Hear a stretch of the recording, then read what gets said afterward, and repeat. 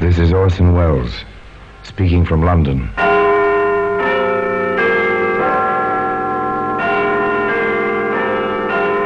The Black Museum, the repository of death.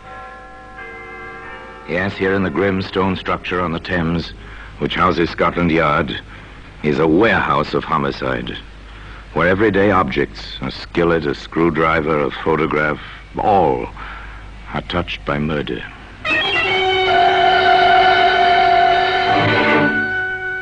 Here's a .22 caliber pistol. It's a familiar object. You've seen one or its picture. You've never touched one. An elegant little weapon, blue steel, mother of pearl inlaid grip, beautiful in its dainty, snub-nosed wickedness. A lady's weapon, wouldn't you say, Pepper? Looks as if it wouldn't harm a fly. Pretty in its way, Inspector. Pretty and dangerous. There ought to be a law forbidding the manufacture of these toys. Every one of them is capable of death. Well, today, this little blue .22 can be found among the exhibits in the Black Museum.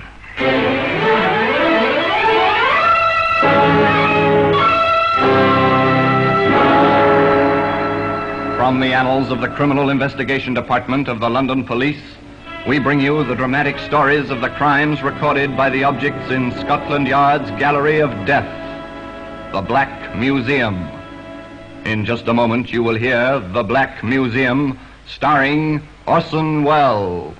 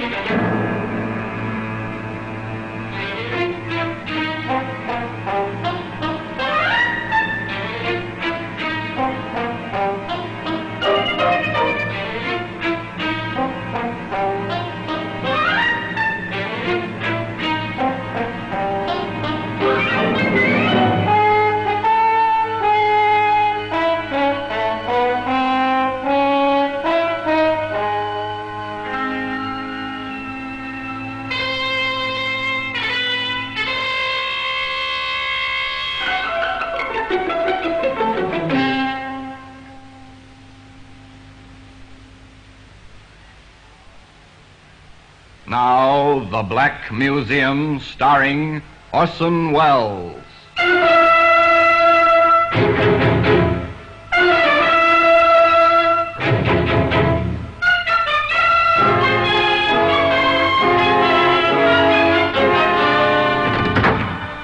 Well, here we are in the Black Museum. Scotland Yard's Museum of Murder. It's an impressive place. The kind of echoing awe which comes from a vaulted ceiling and somber lighting. Weird, fantastic, with a harsh, real fantasy that comes with murder. Here lies death, and so neatly. Each object placarded with a small white card labeled with black lettering, name, place, date, disposition of the case. Here's an odd-looking ashtray, soapstone. It's carved rather nicely with the crouching figure of a woman. Something decorative for your living room, but observe closely now the red-brown stain on the rim. Lift up the tray, hold it by the figure of the woman. Oh, yes, it's comfortable in your hand, and suddenly, this is a weapon. Ah, here we are, a little blue .22. Well, it's silent now. It was silent, too, during Vivian Davis's cocktail party in London's smart, sophisticated West End. In Vivian's quite chic apartment. It was not destined to be silent, though. Not very long. It's a nice place, Vivian's apartment, if you go for ultra-modern glass and metal combinations. Nice people, too. Well, nice looking, anyway. Young men are quite impeccable. The young ladies are lovely, lush, well aware of the well-put-together attractiveness. Oh, yes, these are the chic young people. Larry, darling, have you been watching Vivian and Donald? What else, sweet? They are at dagger points, aren't they? Well, frankly, Larry, if Viv has one more martini, she'll kill Donald with a look. An alcoholic look, at any rate. But why all the fuss and bother? If Donald wants to play, she ought to let him. I know at least 3 males who are perfectly willing to give Viv a time, really. Mm-hmm. Including yourself, Larry, my sweet? No, darling, I'm the 4th. But then why bother? A trifle strange, isn't it? The ultra-sophisticated, the over-civilized, and yet, beneath the polish, the same old jealousy that you can find in savages. Oh, yes, simple jealousy. For instance, at this moment, Vivian herself is approaching the chrome and plastic bar where Donald is mixing a drink. Donald, haven't you had enough? You're quite tight, you know. Am I? Really? I asked you, Donald, haven't you had enough? I don't believe I have.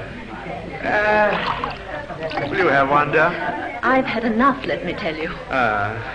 This is my party. You might be polite enough to pay some attention to me and a little less to that strawberry blonde. Ah, she's quite attractive in a leggy sort of way.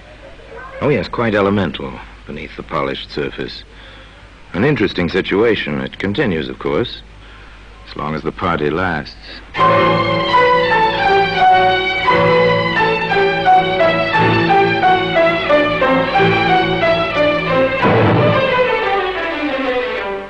It continues, as a matter of fact, well past the end of the party, even to the moment when May and Larry are making their farewells. The last of the guests to go. Oh, it was simply marvelous, Viv, darling. Just delightful. I always adore your parties, Viv. The liquor flows like water. Oh, thank you both for coming. My little parties wouldn't be the same without you. Isn't that so, Donald? Huh? Yes, yes, of course. Coming, Donald, old son? Well, I don't exactly Oh, know. Larry, please. What? Oh, put my foot in it, haven't I? I'm sorry, old man. Au revoir, Viv. Let the martinis run again sometime soon. Bye, darling. Ring me, won't you? Oh, soon, darling. Quite soon. Donald's for it now. Did you see the look in her eye? Come along, dear. Don't be catty. Oh, I don't know. The party's over now. Silence descends on the carpeted hallway for a moment or two. And then, through the muffling walls... You stupid little, silly little beast on that woman. Oh, stop it, Viv. I'm not interested in her. I've Don't told you you make me look such a perfect idiot. Man versus woman. A jealous woman. Where does it go? Isn't it obvious? Of course. Somebody's bound to be hurt.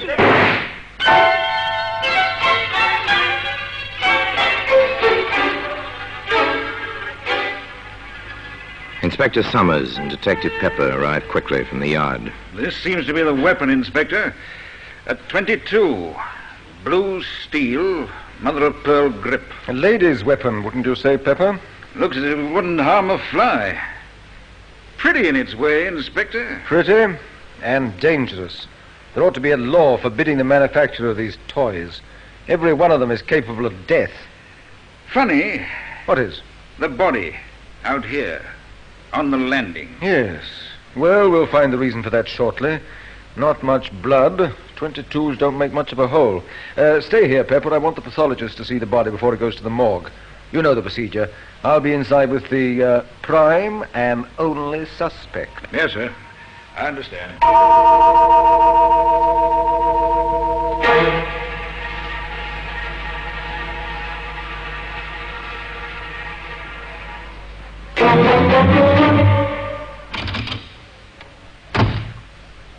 All right. Tell me how it happened. Don't you dare to talk to me like that. Take hold of yourself, Miss Davis. I need the answers to a few questions. I'll answer that. Don't you dare. That's my telephone. Yes? No. This is Inspector Summers of Scotland Yard. I see. I'm sorry, Lady Munsey, you can't speak to your daughter just now. Yes, she'll be coming down to the yard. You can come there if you wish. Goodbye. Now will you leave me alone? You know who my mother is. Which do you prefer, to answer my questions here or to come down to the yard? I refuse to answer anything. That won't look well in the report, miss. Oh, get out of here. Get out. Take No. hold of yourself, Miss Davis. I've told you and told you. Donald and I were arguing. I suppose I grabbed the gun from under the pillow where I keep it. He tried to take it away from me. And next I knew there was a shot and he was mumbling something about a doctor. And then he was dead. Oh, now leave me alone. Leave me alone. Inspector Summers felt that further questioning was indicated. The location he chose was his own office at the yard. Where did you get the gun, Miss Davis? My husband gave it to me several years ago. Are you married? I was. I'm divorced. Inspector Summers thought of many questions. Where did you struggle over the gun? In the bedroom. I see. Why do you use linoleum for a floor covering in the bedroom? Oh, because it's easy to keep clean, and because it's chic, and because... Oh, what has that to do with Donald? I'm asking the questions, Miss Davis. Oh, yes, there were many, many questions. How long have you lived at that address?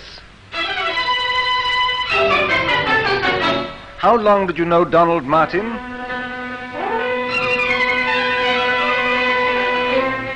Have you ever bought any ammunition for that gun?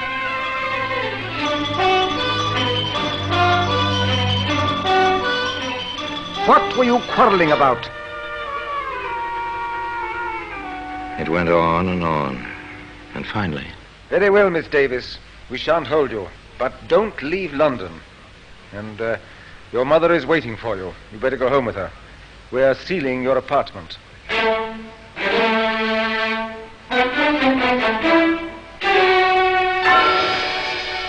An inconvenient matter, violent death from a gunshot wound. Apartments are sealed, people investigate. One's whole life is turned inside out. And then there are the experts.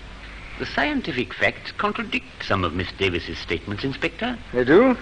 For instance? There's no evidence of any scorching of the clothing round the bullet hole. From that fact and the spread of the smoke stain, I deduce that the gun was held from 3 to 6 inches from Martin's chest. As the blood ran down the chest, he must have been standing at the time. It would be practically impossible for him to hold the weapon himself in that position. Could he have clutched the barrel, say, in an attempt to take it away from Miss Davis? In that case, his fingers would be singed, or at least blackened. They're not. I do not believe that the man was touching the weapon at all when it was fired.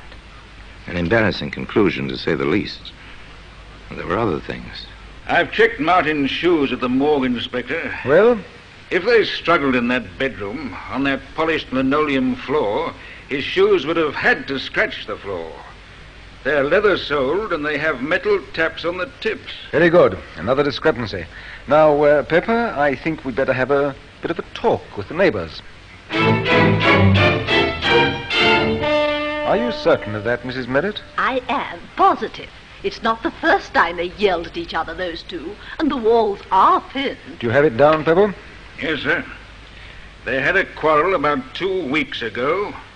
He left. She leaned out of the window, only half-dressed, and shouted at him, "Laugh, baby, laugh for the last time." And then she fired a gun at him. Thank you. Now then, Mrs. Merritt, before the shot last night, did you catch any of the words they said? His? Oh, no, sir. But, well, her bedroom is next to mine, and I heard her say as clear as day and at the top of her lungs, "I will kill you." Thank you, Mrs. Merritt. Anything else? No, sir. Very well. Let's go, Pepper.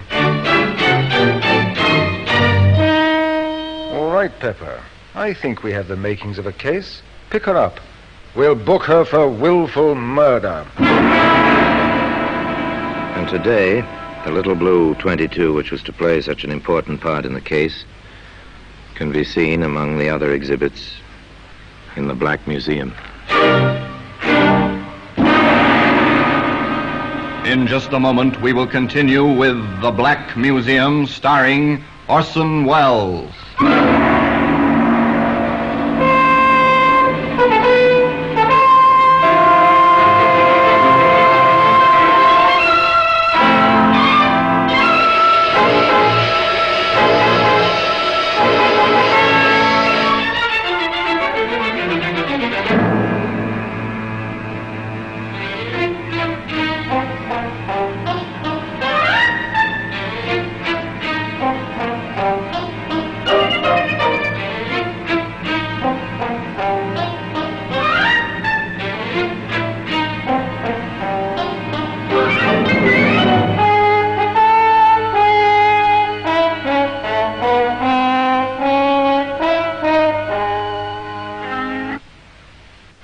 And now we continue with The Black Museum, starring Orson Welles.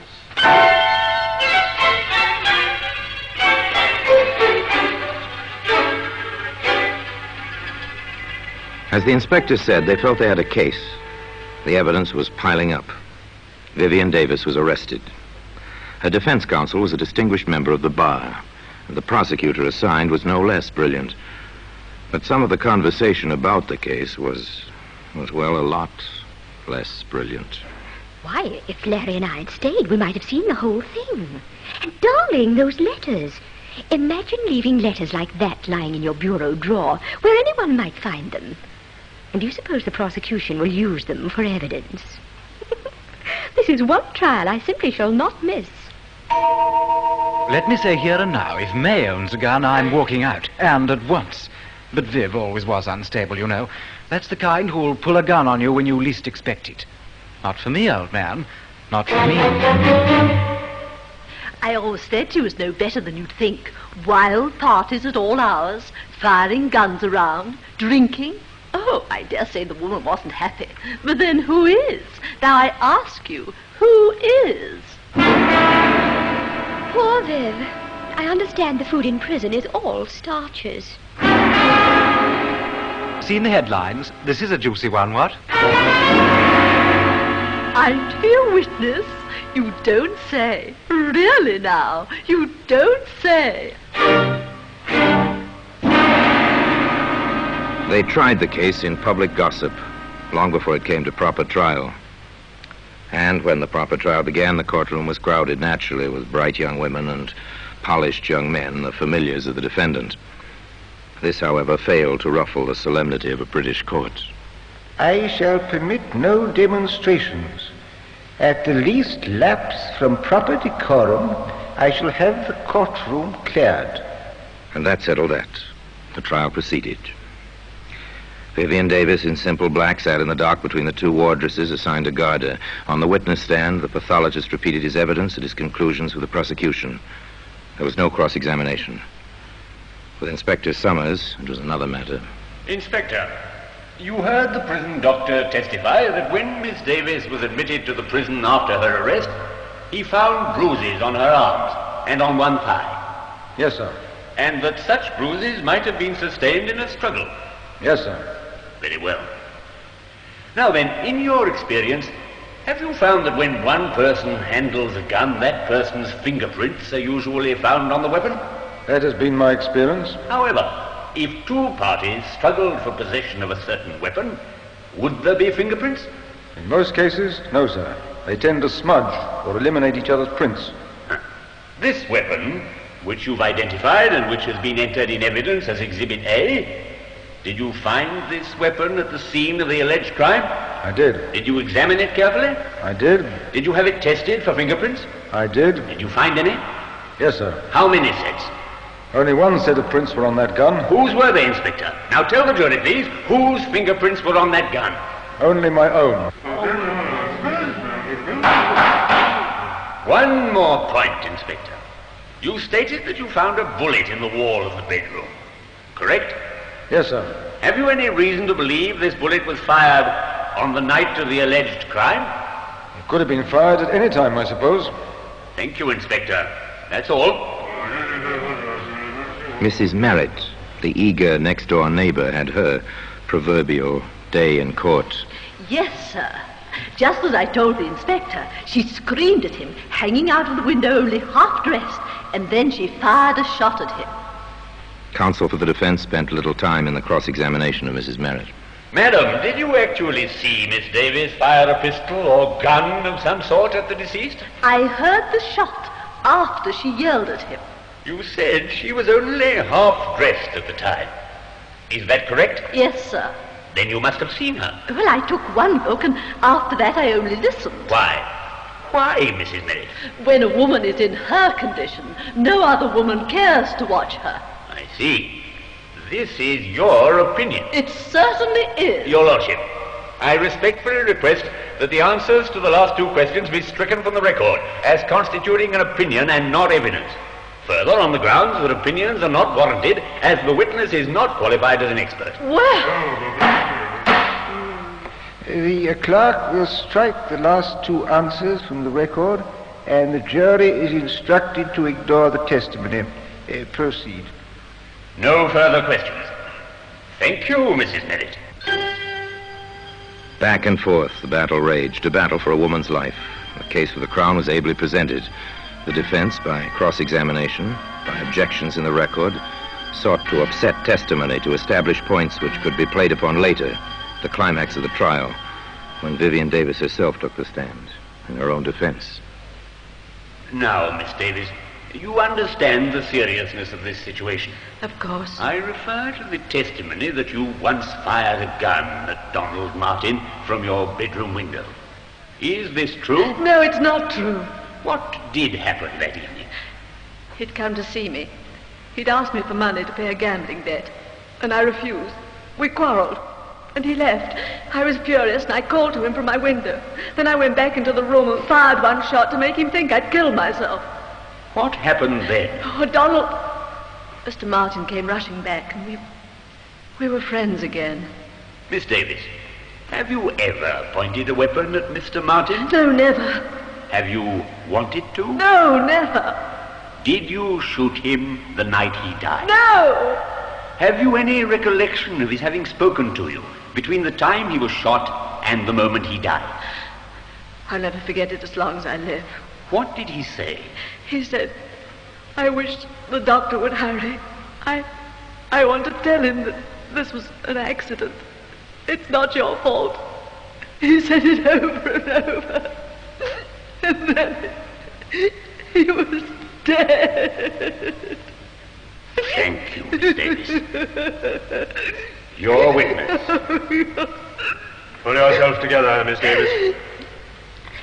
Yes, sir. Very well. I submit, Miss Davis, that the truth of your first public quarrel is, as it was stated by a previous witness, that you did fire out of your window at Mr. Martin. Oh, no, never. I fired in the room. I wanted to frighten him. Miss Davis, is this your pistol? Yes. Is this the weapon which killed Mr. Martin? Yes. And on the night this gun, your gun, killed Mr. Martin, you had a quarrel, a second quarrel. Yes. You were, to put it simply, jealous of his behavior with other women. Oh, I was so jealous, I threatened to kill myself. You threatened to kill yourself? Yes. Then why did you shout, I will kill you? No, I never said that. What did you say, Miss Davis? I never said I'll shoot myself.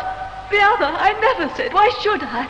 I was jealous, but that was because I loved him. Oh, you've got to believe me. I loved him. I did.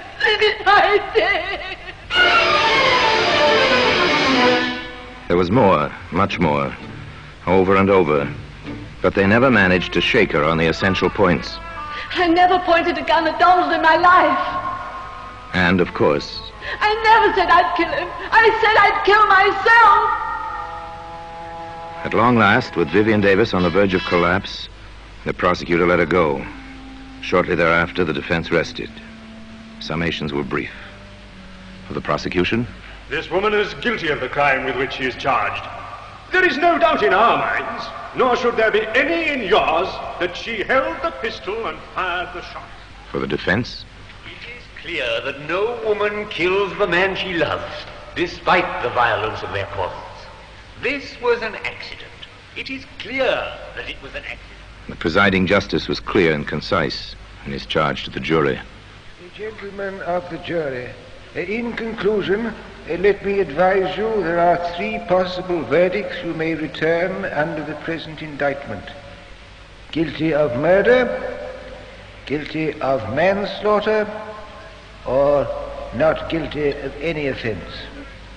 I commend the accused to your most painstaking deliberations. The jury filed out. They stayed out for 2 long, weary hours. There was chatter in the courtroom. There always is. But even the gossip was subdued. Everybody waited. Waited. It seems perfectly incredible. A murder trial, and I've been in on it since the beginning. I do hope the judge wasn't as much against her as he seemed to be. It was really too exciting for words. I've had more dinner invitations because I know Viv. Oh, well, after all, the poor girl might be hanged, you know. Oh, grisly thought. Well, for my part, even if she gets off, there'll be one advantage. She'll never be my neighbor again, and that will be an improvement, I'd say. And at long last, the waiting was over. The prisoner arose in the dock, at the judge's request. The foreman of the jury faced the prisoner in the court. The age-old formula was intoned by the clerk. Members of the jury, have you agreed upon a verdict? We have. Do you find the prisoner guilty or not guilty of murder? Not guilty. Do you find the prisoner guilty or not guilty of manslaughter? Not guilty. Yet, despite that verdict, the little blue 22 can be seen today among the exhibits in the Black Museum.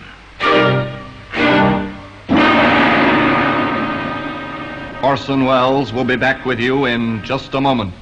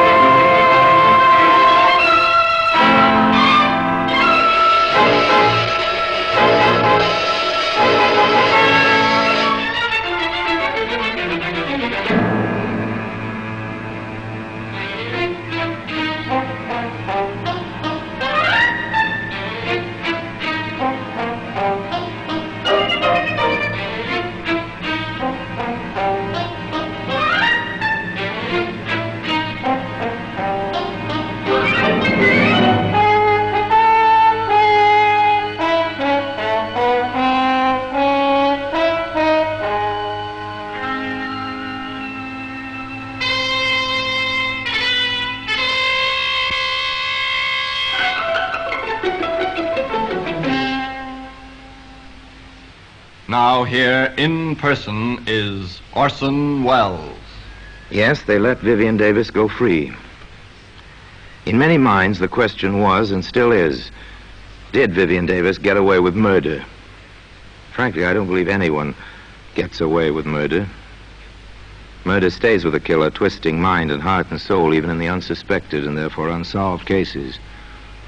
Where Vivian Davis was concerned, perhaps the real crime was insecurity and the kind of violent jealousy that grows from fear. I don't know. That's for the psychologists, not for you and I to decide. Meanwhile, the little blue 22 remains in its customary place in Scotland Yard, in the Black Museum.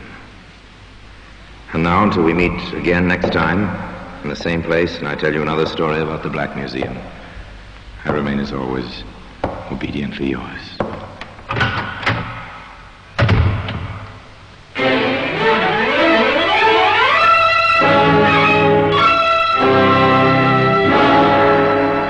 The Black Museum, starring Orson Welles, is presented by arrangement with Metro-Goldwyn-Mayer Radio Attractions. The program is written by Ara Marion, with original music composed and conducted by Sidney Torch. Produced by Harry Allen Towers.